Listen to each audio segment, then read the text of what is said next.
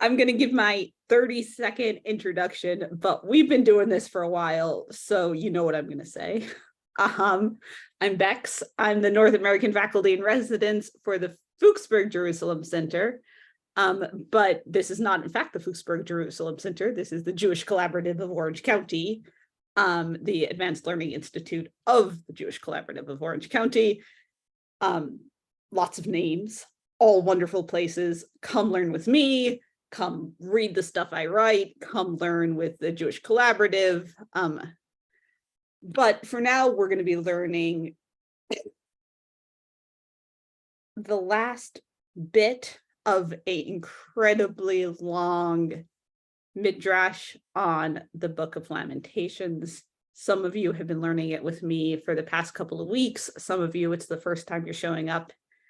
Both of those are great. The one thing I will ask of you is, if you are hiding, if you are sitting there behind your Zoom screen because you think I'm going to lecture at you for the next hour, you've got another think coming. I don't really lecture. I don't like to lecture. So turn your face on, turn your brain on, and come join us. I am going to talk at you just for a couple of minutes to situate us, and then we'll jump into the text. I'm going to share the text now in the chat. But pay attention, stay with me. Don't go diving into the text just yet.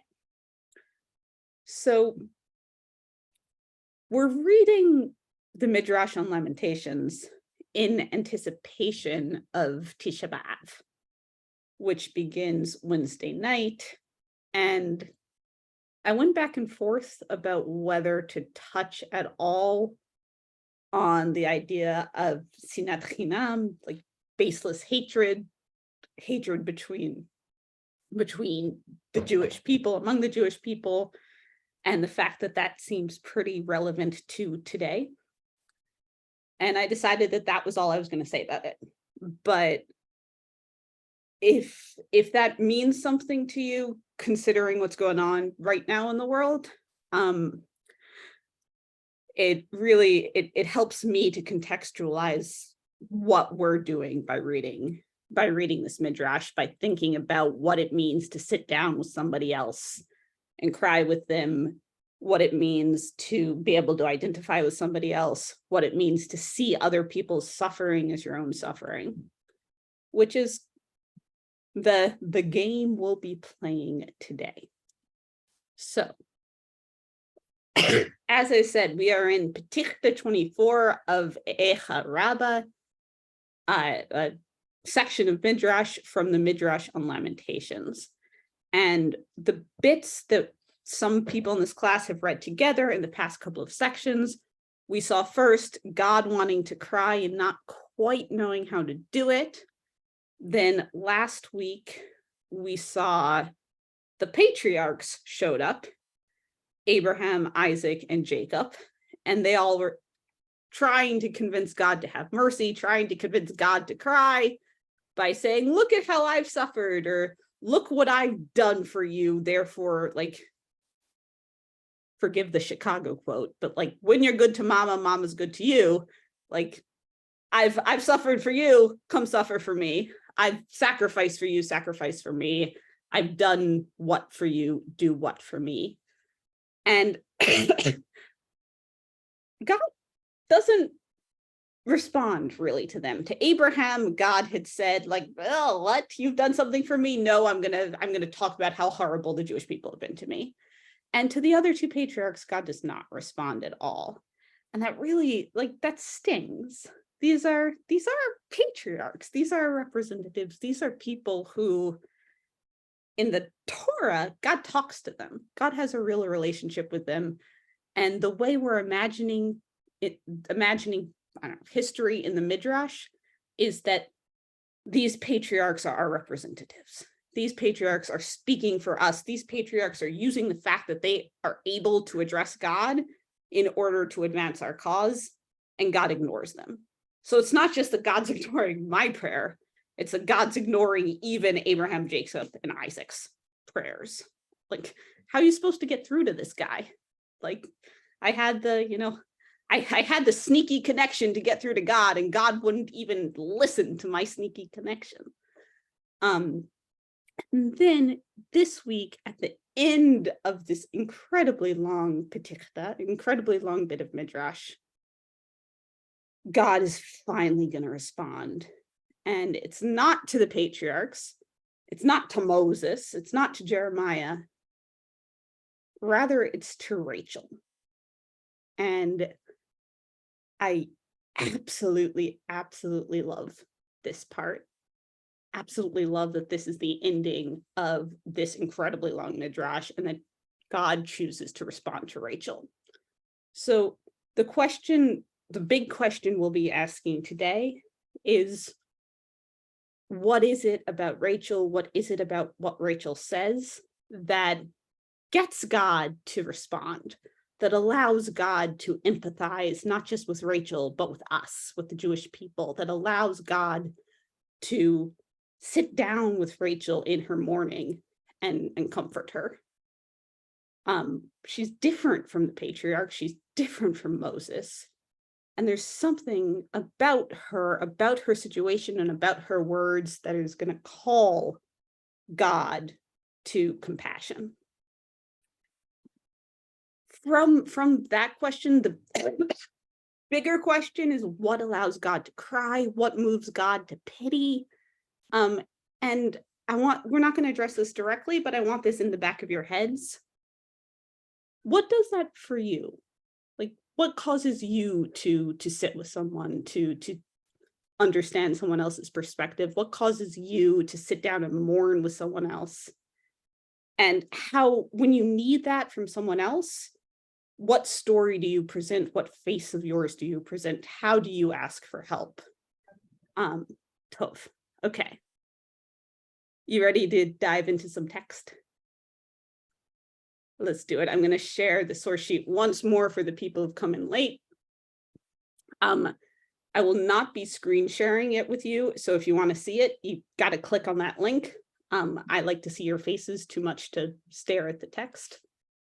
And the reason I like to see your faces is because you will be talking. I'm going to be asking questions and you're going to be responding. When you respond, raise your actual hand or your Zoom hand, and I will call on you. You are going to share your brilliance with us in about 2 sentences. If you've got brilliance that is actually a book length brilliance, that's great. That's incredible. I am so excited to read it in the chat or get an email about it, but I have not signed up for your lecture, so don't you go lecturing me. Okay, so we're going to start at the beginning of the source sheet with this bit that Moses says. So I said the patriarchs have all petitioned God. We're going to read shortly a bit where Moses petitions God. And question is, like, how does he make his case? What is he using to get God to have compassion? How is he trying to get God to identify with him? I'll be reading all the sources today for the sake of time. So, first source. Again, Moses began and said, "O captors, by your lives, you killers, do not kill cruelly and do not implement total annihilation. Do not kill a son in the presence of his father or a daughter in the presence of her mother, for the time will come when the master of heaven will settle the score with you." But the wicked Chaldeans, and this is the Babylonians, did not do so, but rather would seat the son on his mother's lap and say to his father, "Rise and slaughter him." The mother would cry, and her tears would fall on him, and his father would hang his head. Like, we're not talking about happy stuff. We're talking about the worst of the worst of the worst today. Moses continues and says before God, "Master of the universe, you wrote in your Torah, an ox or a sheep it and its offspring you shall not slaughter on one day.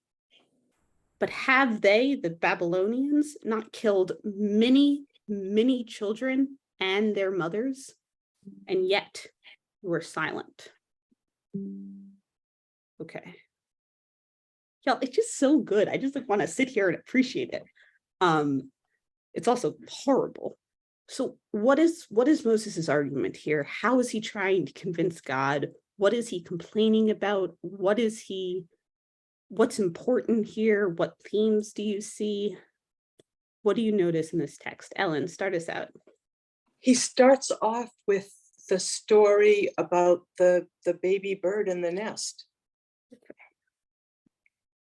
Say the next sentence about that. That you can't take a baby bird out of the nest when its mother is around. Great. Okay. And why does that matter? Because it's just too distressing for the mother. Yes. That you need to have compassion for the mother. Okay. Yeah. Great. Got you. Add to it. Moses is saying to God, you taught us Rachamim, and where is your Rachamim? Awesome. Yeah, like you gave us these laws. Why aren't you following them? You taught us this way to behave. You taught us like the moral underpinnings of the world, and yet you're not bound by these same moral underpinnings. Great. Okay. Really cool. Really cool. Keep pushing that. Other thoughts? Are there other similarities drawn between the way that we behave and Moses behaves? Or we and Moses behave and God behaves? Rhea, is that are you thinking or raising your hand? Thinking, okay. Other thoughts? I'm thinking because it's just first of all, the whole concept of the only time that you're going to have compassion in killing whatever, something living, a being, a sentient being, is for the parent looking on to see the killing or be involved in the killing. So, but there's no concept of not doing the killing in the first place. So that it's pulled out one consideration, but doesn't look at the whole picture. Okay, fantastic. There's something really weird going on here with the idea of parenthood, with how we think of parents, how we think of children, and how we relate to God maybe as parent. Okay, Benny and then Nikki. The fact that we have more, or God has more compassion for animals than human beings seems a bit odd to me. It seems like, how could it be so cruel that and it is Israelite the whole on top of it, that he can see that happen and do nothing. I mean, that's Moses has previously also been asking him to save his people, or when they sinned for the golden calf, right? They said, don't erase them. I mean, this is your people, your children. And God seems to have a dual side. One is Rachamim, but one is cruel side. And here is the cruel side. And Moses is questioning, I mean, how can that be right? Yeah. Wow. That it's incredibly powerful. It's like we have the image of the mom sitting there with their kids in their laps, and the dad's coming to have to kill them. And then God as like the bigger father somehow allowing that. Wow. Okay. Nikki. Yeah. In my ignorance, I'm gathering that this was the text is not, you didn't cut it, right? This is There's much longer text. No, I'm sorry, but the passage that's here is a continuous passage. Yeah. Okay. So it starts, for our purposes, with Moses addressing the captors, but in a way calling God to witness, right? As he does, like he's calling on God somehow, but he's addressing the captives here and saying, you know, B'yidei Shemayim, one fine day, there will be the revenge of heaven, right, on you. And then they go ahead and do this stuff, and apparently nothing happens to them. I mean, we're left in suspense. They go ahead anyway and do it. Okay. And then he turns to God. I find that really interesting. Like, they're not the same. And he's drawing a parallel, like, for God, kind of like Nathan and David. Like, guess what? You're the man. I mean, you're not the man, we'll have deal, but that's, yeah. Fantastic. Okay, yeah. So there's something of a hidden mashal going on here. There's something of a parable where Moses first addresses the Babylonians, the Chaldeans, trying to arouse their mercy and saying, but don't worry, like, I got my big brother who's going to come beat you up. And then his big brother doesn't show up. He's like, wait, God, where are you? Like, I was counting on you. And like the same argument I made to the Babylonians also applies to you. If it applies to the Babylonians, how much more so does it apply to you? And yet God remains silent. It's, yeah, Rosalie.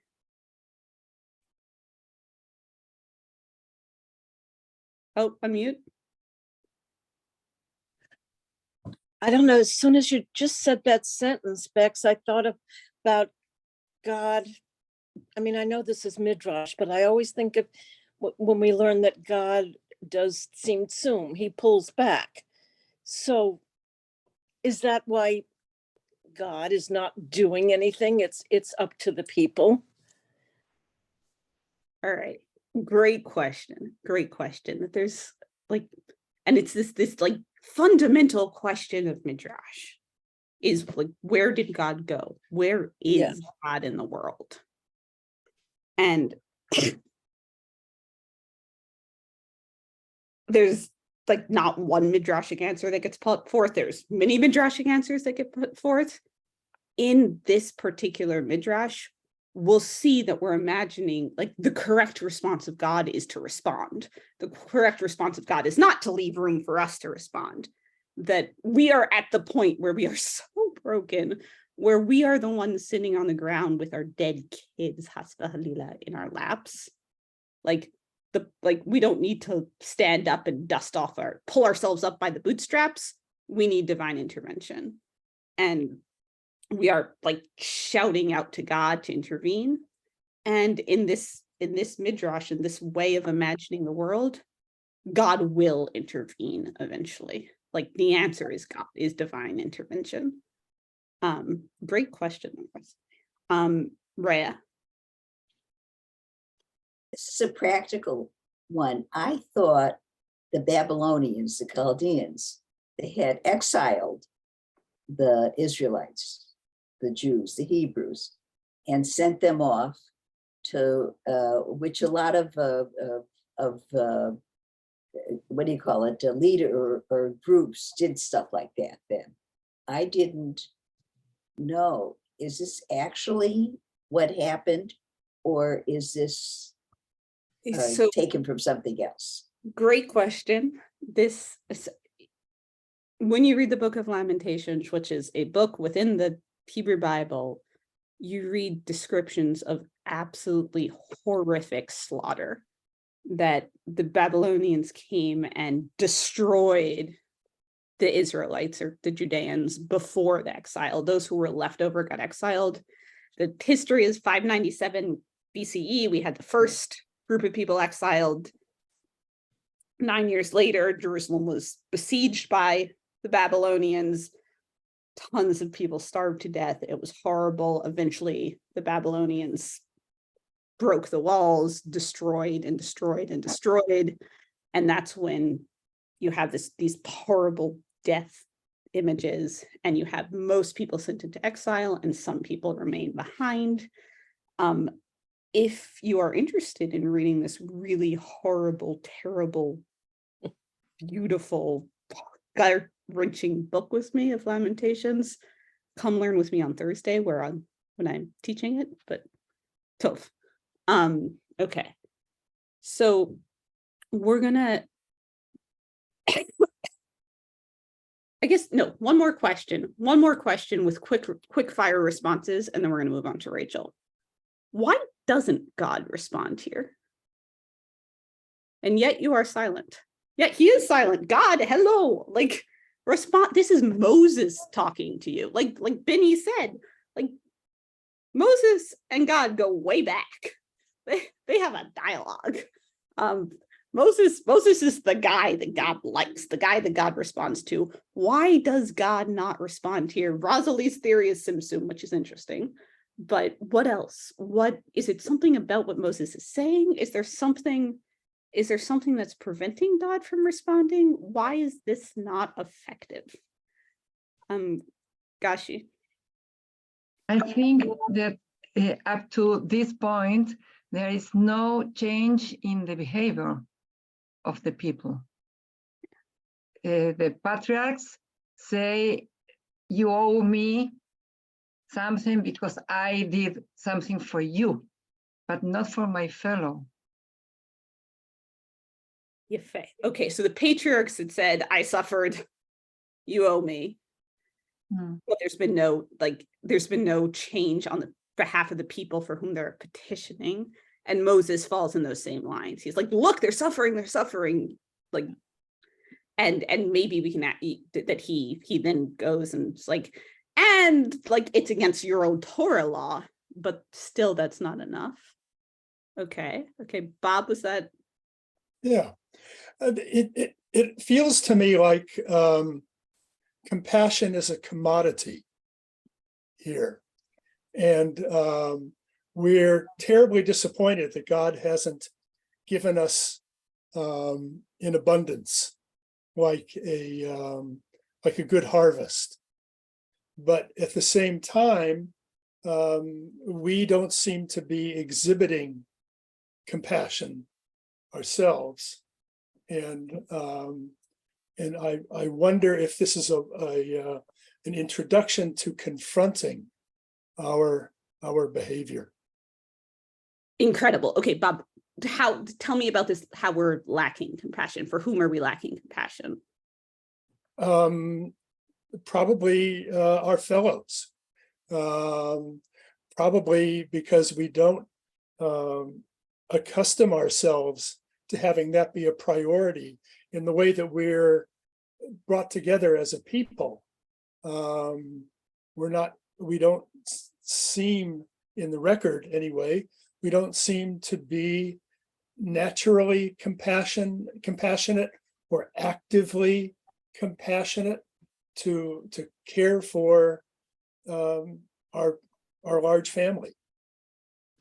Okay, interesting. Bob, fantastic. Sylvia and then Stuart, keep pushing that. There's something there. I don't know if I can push it, but it seems to me that it's so similar to the whole theme, or most of the theme of Lamentations, which is me, I. He's doing this to me, on none but me. He's not saying my whole people is going, have compassion on the women and the children. He's just saying, I feel terrible. And the same even in the beginning when we're looking at the symbolic form of Jerusalem. It's me. It's all about me. So Bob's point to me is excellent, and it just really says something about the similarity of this and the whole Book of Lamentations. Great. And that, like, here Moses is accusing God, that same accusation that we find in the narrator, the speaker's voice in Lamentations, right? Like, you, God, are the one who are silent. You, God, are the one who've done this. You, God, stop being the bad guy. And there's something maybe about, if you're trying to awaken God's compassion, telling God that he sucks is maybe not the best way to do it. Stuart and then Megan. I find this appalling, really. This narrative and these petitions could easily have taken place at Auschwitz or the Warsaw Ghetto. And I think Moses' argument is like, yes, maybe we were guilty, of committing idolatry, but I mean, the punishment doesn't fit the crime. I mean, this is disproportionate. It's cruel and unusual punishment, and it's unconstitutional. Great. Yeah. So similar to the theme of Lamentations, so too in Lamentations Raba, this God, maybe according to like the technical terms of our covenant with you, we deserve this. Maybe according to Deuteronomy 28, like you said, if we disobeyed, then like we'd resort to cannibalism, and here we are resorting to cannibalism. But God, look, your people are eating their kids, and that's too much. That's like, if you were the sort of God I wanted to have any relationship with, you wouldn't do this. This is untenable, too much, disgusting, horrible. Stop. Okay. Megan, and then someone else had raised your hand and disappeared. So Megan, and then whoever else raised their hand if you still want to talk. Oh, unmute Megan. Yeah, this may seem sort of bizarre, but maybe we don't have enough compassion for God. Okay. This is horrible, what's happening. All his people on that side, our part of the covenant is being slaughtered. We're at a point of cannibalism and everything else, and we're blaming God for doing this. Maybe we're doing it. I'm thinking of something in Elie Wiesel in The Beggar in Jerusalem, where there's a soldier crying about what's happened, and next to him is a beggar, which is usually a synonym or a metaphor or a character for God, and the beggar's crying, and he says he's God, and he says, "Don't you think I cry too?" So there's a give and take there. So I'm not quite sure where I'm going with it, but there's too much you're to blame. And we might feel bad for you too, because we're so bad. This is so horrible. Oh, I don't know. Megan, incredible. Okay, so the assumption, Moses's assumption here is like, God, stop being the bad guy, not God, I'm suffering watching this. How much more so must you be suffering watching this? Interesting. Nikki, and then I'm going to talk at you for a minute and we'll keep moving. Okay, following up less successfully on what Megan just said, I was thinking that maybe, sorry about this, maybe it's not so much or not just God do something, but what God should be doing is not slaughtering the Babylonians or saving the people of Israel, but, or not only that, but also come mourn with us, join us in our terrible distress, be with us in our distress, not just like make this all go away, paint my knee with mercurochrome, but okay. Okay. Yeah. So question of what it is we're asking God to do, what it is that Moses is asking God to do, whether we have compassion for God, and if we have compassion for God, what that looks like, so that God should have compassion for us. And I want to take that for a second into, I think, Nikki, you were the one who pointed out that this is like a hidden mashal. Somebody pointed, yeah. In the first paragraph here, we have the mom and the dad having two different responses, right? We have the mom is crying and her tears are falling onto her slain son, which, I mean, my kid is sitting downstairs, like, I don't want to let myself imagine this. And the dad hangs his head. And I want to allow for the possibility that in this mashal, we're presenting two different aspects of a parental response that we can see a parent saying, this is too much, I can't, this is like, I've done wrong and I'm guilty, and like my kid has suffered because of me and I don't know what to do with myself anymore, and then we have the mom cradling and crying over her dead kid. And if we read this as a paradigm, as a mashal, as a parable, we can imagine God into either of those roles, right? We can imagine God the mother, God the ones like cradling destroyed Jerusalem, cradling God's destroyed people and like bawling. Or we could imagine God being like, too much, I'm hanging my head, I resign, I'm passing on the baton to whoever feels like carrying it. And something we're about to see is that it is Rachel who's going to get God to respond in a way that the four fathers that we've just read, the Abraham, Isaac, Jacob, and Moses, don't. And I'm going to pose it as a question to you, whether there is something there where we're playing with the maternal v paternal, like traditional thinking, maternal v paternal aspects of God, of compassion as response. So we're going to move. Does that make sense? People with me? Cool. We're going to move now and see Rachel jump in.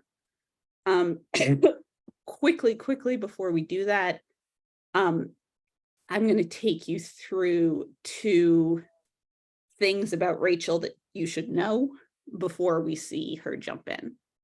So Rachel, we all know and love Rachel. We go way back with Rachel, our buddy from Genesis. She's the beloved of Jacob. There's something about Rachel as you know, Jacob, his other name is Israel. Rachel is the one true wife of Israel. Rachel is the true spouse of Israel, makes her a fitting representative for Israel. Rachel, also, this is the very last box on your source sheet in Genesis 35. Rachel dies in childbirth. Rachel dies giving birth to Benjamin. It's very, very difficult and very difficult labor, and she dies, which I want you to just keep in the back of your heads. The other thing I want you to know about Rachel is in Jeremiah 31, which is the second to last source on your source sheet, we're describing we're imagining the Jews coming back from exile after the Babylonian exile. We're so excited. It's wonderful. It's all this happiness, God saying, sing, shout out, praise. In tears will the remnant of Israel come, and with prayers, and I will walk them along the rivers. This is God speaking. For I am a father to Israel, and I will turn their mourning to joy, and I will comfort them and make them rejoice after their sorrow. The passage continues, and we hear, and y'all know this is super famous. We hear, thus says God, a voice is heard in Ramah, bitter weeping and crying. Rachel is crying for her children. She refuses to be comforted for her children, for they are no more. God responds to her and says, restrain your voice from crying and your eyes from tears, for there is a reward for your action, and they will return from their land of their enemy, and there's hope for your future, and the children will return to their borders. So already in the Tanakh, in the Bible, we have Rachel crying for her children and God responding to her. And the ending, this Midrash that we're about to read, is going to play with that, going to dive into that and say, okay, why? Why does God respond to her? What is it about Rachel? What is it about what Rachel says that's going to move God to compassion in a way that the three patriarchs of Moses could not? You ready? All right. So Moses had just said, Va'ata shotek, and you, God, are silent. And at that very moment, Rachel, our mother, Rachel Imenu, jumps in before the Holy One, blessed be he. And I love that image, right? Rachel just like springs up, jumps in. It's literally, it's kapsa, like she interjects. And sorry, she explains, Master of the universe, it is revealed before you that your servant Jacob loved me abundantly and worked for my father 7 years for me. When those 7 years were completed and the time for my marriage to my husband arrived, my father plotted to exchange me with my sister for my husband. The matter was extremely difficult for me because when I became aware of that plot, I informed my husband and gave him a signal to distinguish between me and my sister so that my father would be unable to exchange me. So this is playing with other midrashim. This doesn't happen in the Tanakh, but in other sections of Midrash, there's a story that Rachel knew that her dad was playing the switcheroo on Jacob with her and Leah, right? And Rachel warned Jacob in advance, like created this whole sign language with him so that he wouldn't marry Leah, he would marry her. And then having done that, as Rachel's about to go on and explain, Rachel's like, I can't do that. That's evil. That's so horrible. I'm going to ruin my beloved sister. I don't want to do that. Instead of like just undoing the plot, I'm going to teach Leah how to impersonate me so that she can successfully perform the signs and marry Jacob. So it continues. Afterwards, I regretted what I had done and suppressed my desire. I had mercy on my sister so she would not be led to humiliation. In the evening, they exchanged me with my sister for my husband, and I transmitted to my sister all the signals that I had given my husband so that he would think that she is Rachel. Moreover, I entered beneath the bed on which he was lying with my sister. He would speak with her, and she would be silent, and I would respond to each and every manner that he said, so that he would not identify as my sister's voice. I performed an act of kindness for her. I was not jealous of her, and I did not lead her to humiliation. Okay, so this is relating this, story. This is what Rachel chooses to approach God with.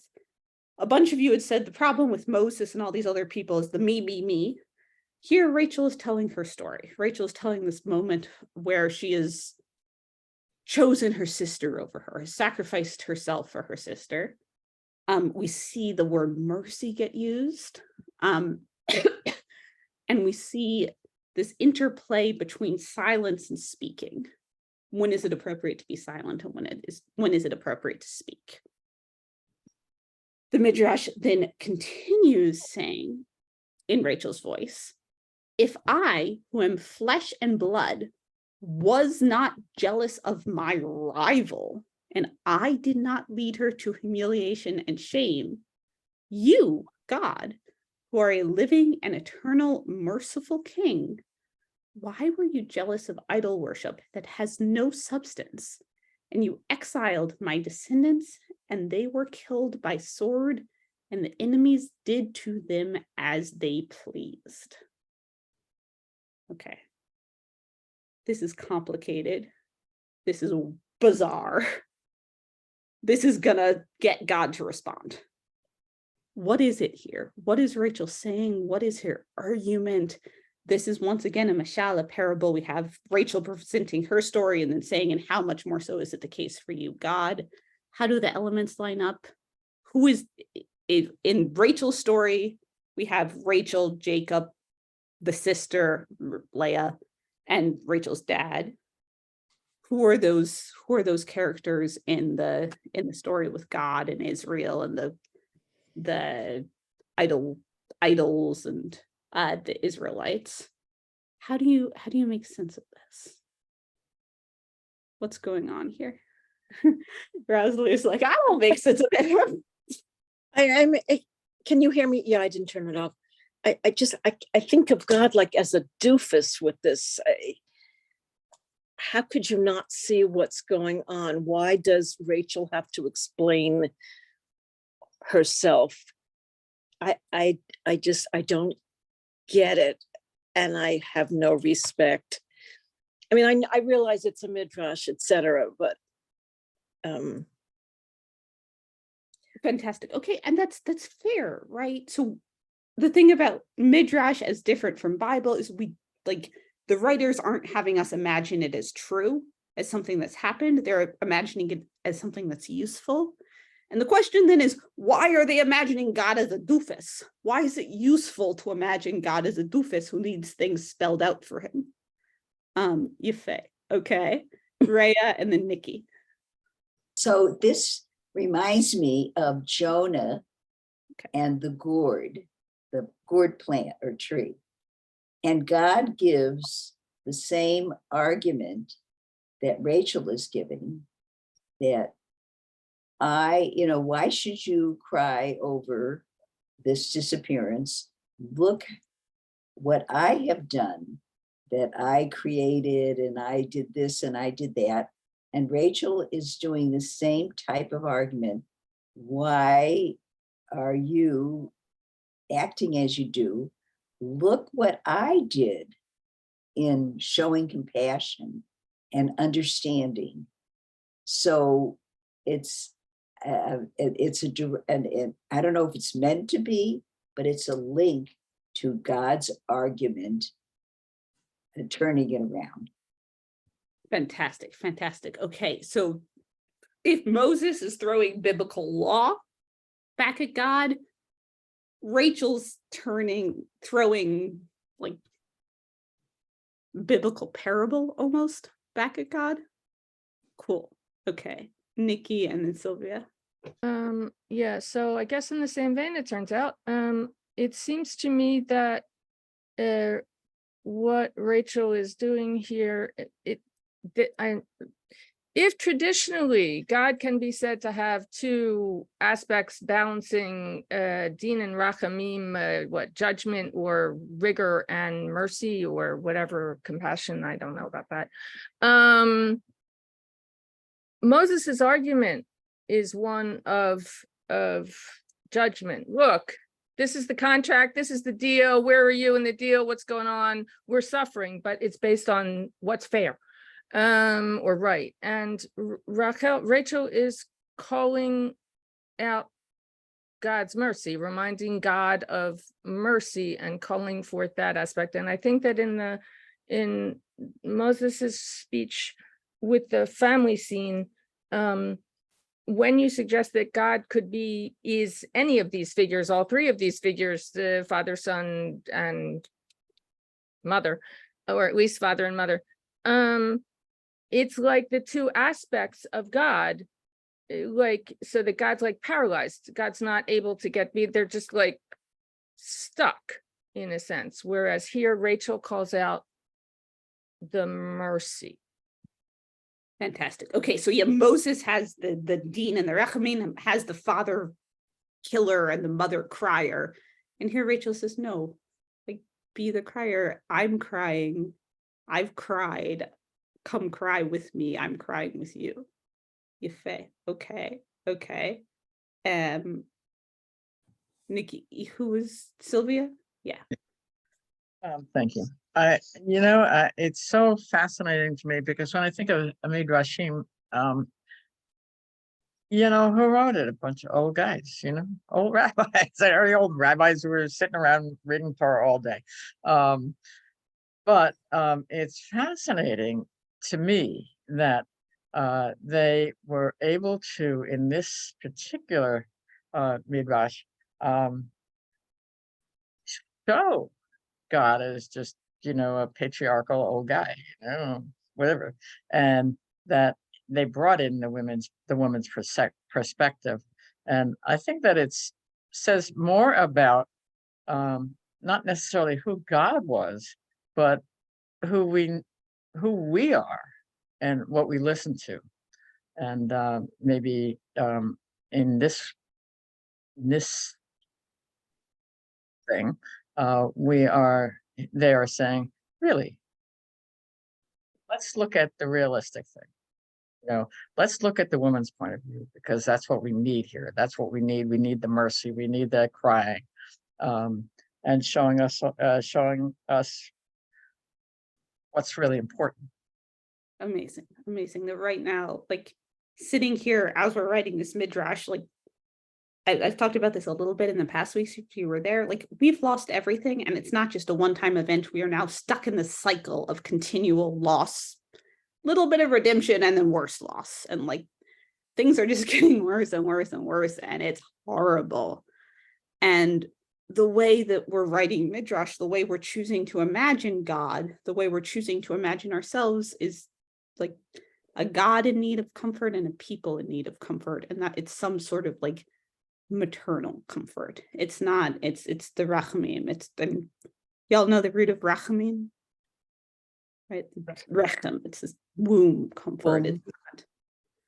It's not, we're not looking for God to lay down the law. We're not looking for God to recite Leviticus at us.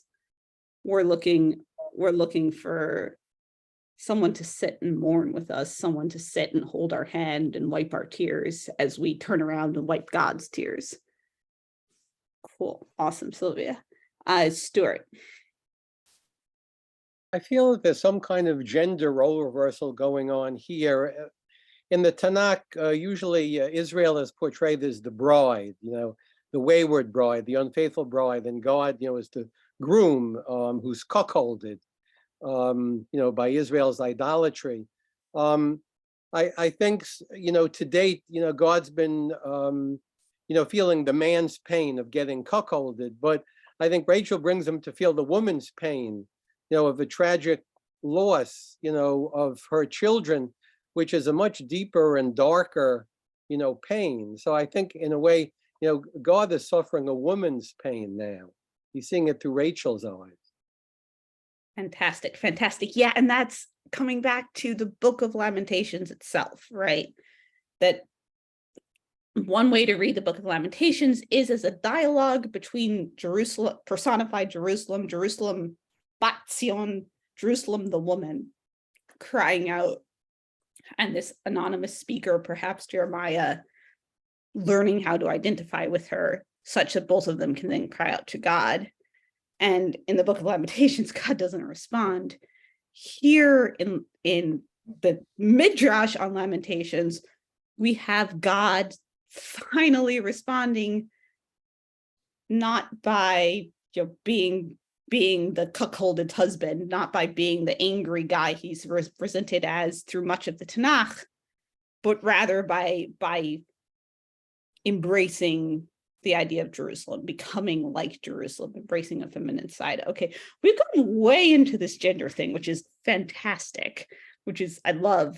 There's a little bit more going on outside of the gender stuff as well.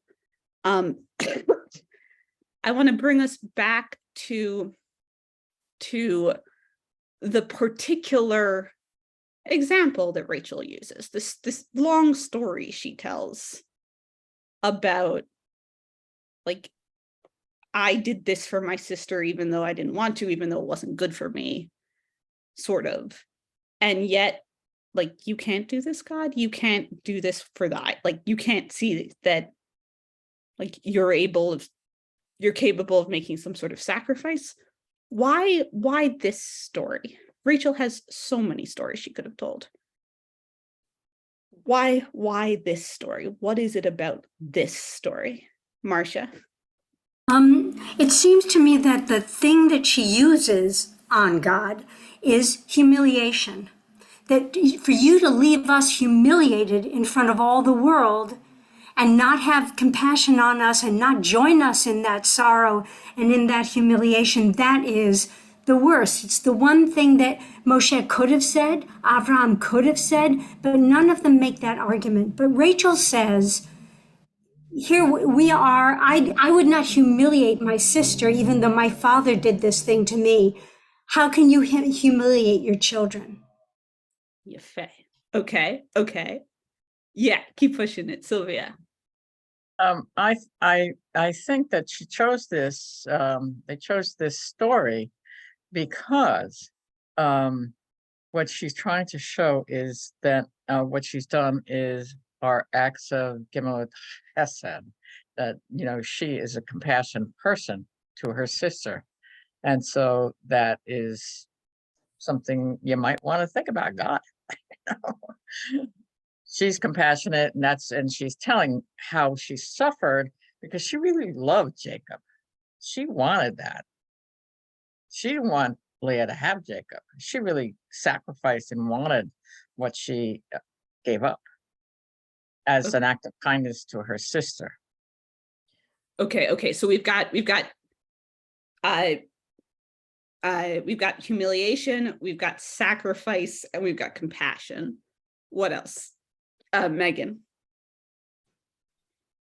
See if I can come at it. Or if I put myself, I'm not God, but if I put myself in a human place like they're doing with this, and somebody comes at me and they're very sad and they said, it's your fault, it's your fault, it's your fault. Why don't you feel sorry for me? Why don't you feel sorry for me? I will freeze. I think. Well, I've had situations like that. Because I don't understand what they're even talking about. I see the suffering, but they're blaming me. In this, Rachel comes at it from a conversational, related, I want to say arrows position of saying, here's what I did in a situation like this. And here's how I felt. She's, as you said for the title of the program, she's teaching God. And because it's not blaming him, but saying, this is what happened to me. Could it happen to you? Then God listens. And I can see why they chose this story. I don't know. I'm making God into a person, but he is made into a person here. So Fantastic. This isn't coming from blame. This is a teaching strategy. Teaching, yeah. Okay. And with love, there's not a you know, why can't you do this? You're so great. It's done with conversation and with love, I think. I don't know. Okay. And humility as well. That there's Humility, yeah. Right. That Rachel says it's typical, but it's also beautiful. It's like, and if little old me could do this, if Ani basar v'dam afar ve'efer, I who am nothing but flesh and blood, dust and dirt, then how much more so, like, God, come sit with me, come like do my ways, because if I can do it, surely you can do it even better. Like, who did I learn? Yifei. And I think there's something really beautiful there in the parent-child relationship as well, where this is a human teaching God, right? This is like a child teaching a parent. This is someone approaching someone with a lot more power than they have, and still being able to communicate a message to that more powerful figure, to the parent figure. Okay. Other thoughts about why Dafka, this story, why Rachel uses the story of the marriage?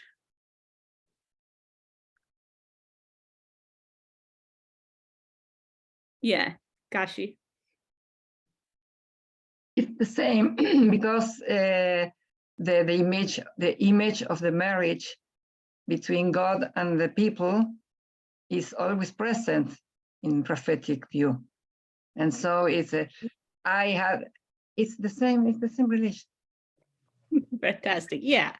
Right. It's that same prophetic, somebody said this earlier, that the way the prophets imagine Israel and God is as the marriage. I think, Stuart, you said this, where Israel is the wayward wife and God is the good husband. And Rachel's like, listen, I know something about marriages. I literally had my husband marry my sister, and I was all right with it. Like, calm yourself, guys. It's not the big deal. Yep. Okay, Barbara, and then we're gonna read the very last bit and close. Yeah, I see the marriage of Rachel, her comparison to the contract that Moses said that there was between God and the people. And Moses is telling him he's not fulfilling the contract. And Rachel's telling her, look what I did to alter the contract so the parties would be happy. And so she's using this analogy to remind God not only of the contract, but of their marriage, of their interaction with each other. God told the people, if you do not follow in my ways, if you turn your back on me, I will turn my back on you. And therefore, we are constantly trying to, how do you say it, do the right thing, so God will come back to us. And so we try to use the mitzvahs to do that. And I think in this particular thing, Moses and Rachel, Moses doing it from the left brain and Rachel doing it from the right brain, from Mars and Venus, we have to have two different approaches in order to find out that some people learn by listening and some people learn by watching. Interesting, Barbara. And it's incredibly interesting that then the way that the Midrash is choosing to have God be a learner, choosing to present God as a learner. So really quickly, I'm going to read the very final bit of this Midrash. Rachel says, hey, God, if I can do this, so can't you?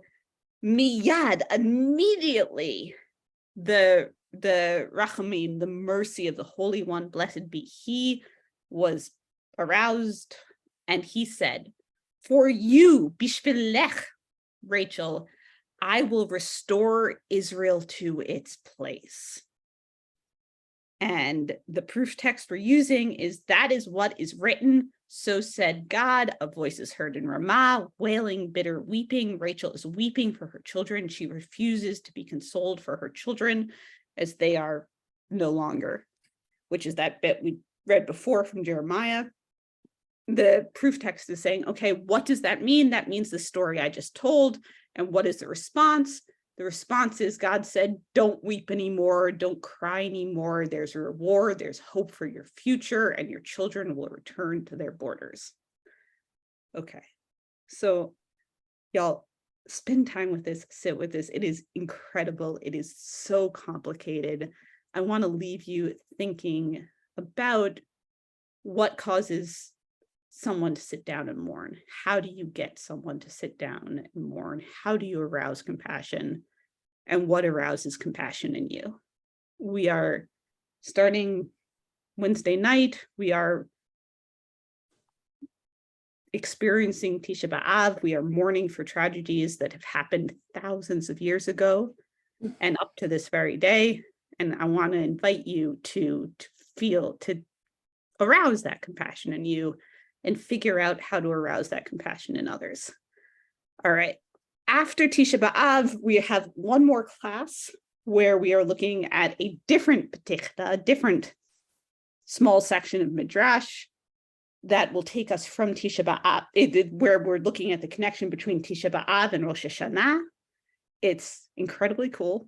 It's petichta 18 for those of you who want to look in advance. And if you want to learn with me on Tisha B'Av, I'm teaching, that's not the right link. I'm teaching for My Jewish Learning, and I will share that link with you in the chat. It'll be a lecture. Title is Anger in the Jewish Tradition, Holding God Accountable on Tisha B'Av, doing something very different than this Midrash is. So rather than teaching God how to cry, we're being angry. We're holding God accountable. Tov. As always, pleasure learning with you all.